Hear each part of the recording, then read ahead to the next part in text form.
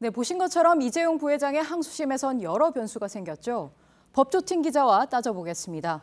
김선미 기자, 영차 독대는 항소심에서 처음 언급된 거죠. 그러니까 독대 자리에서 이 부회장과 박 전 대통령이 뇌물을 논의했는지 그게 핵심 아니겠습니까? 네, 그렇습니다. 1심에선 박근혜 전 대통령과 이재용 부회장의 첫 독대가 2014년 9월 15일에 이뤄졌다고 봤습니다. 네. 이에 대해서 삼성 측은 이날 독대는 대구 창조경제혁신센터 개소식에서 약 5분간 대화를 한 게 전부인데 어떻게 이 사이에 뇌물에 대해서 논의를 할 수 있겠느냐라고 반박을 했었는데요. 네. 그런데 항소심에서 이전에도 독대가 있었던 정황이 드러났습니다. 먼저 안봉근 전 비서관이 최근 검찰에서 대구가 아닌 청와대 안가에서 2014년 하반기에 독대가 있었다고 진술했습니다.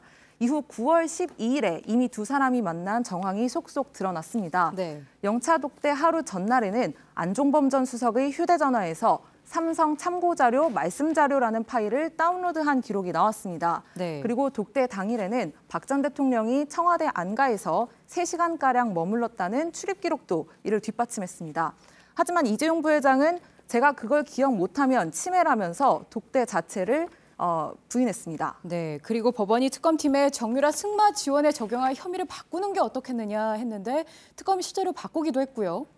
네, 그렇습니다. 항소심 재판부는 재판 막바지에 이르러서 이 승마 지원을 단순 뇌물 공여죄로 기소했는데 제3자 뇌물죄를 추가하는 것이 어떻겠느냐라고 직접 특검팀에 제안을 했었습니다. 네. 1심 재판부는 이 단순 뇌물죄를 유죄로 인정했었는데 이 죄는 공무원에게 금품을 줬을 때만 적용이 되는 죄입니다. 네. 이에 따라서 이 승마 지원을 받은 최순실 씨와 공무원인 박 전 대통령이 공범이라는 점도 명확히 했었는데요. 그런데 단순 뇌물과 달리 제3자 뇌물죄는 이 부회장이 박 전 대통령에게 부정한 청탁을 하고 금전적 지원은 최순실 씨에게 해도 유죄로 인정될 수가 있습니다. 네. 이 때문에 내일 항소심 재판부가 단순 뇌물죄와 제3자 뇌물죄에 대해서 어떻게 판단할지가 주목되는 겁니다. 네, 단순 뇌물죄가 되려면 공범관계가 정확해야 되는데 이미 다른 수사에서 그런 정황들이 나왔죠.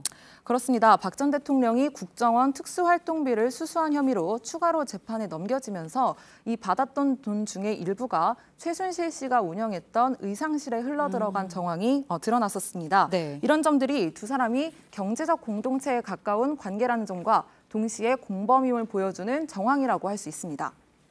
네, 그리고 하나 더요. 1심에서 인정된 묵시적 청탁, 이것도 내일 가려지게 되죠?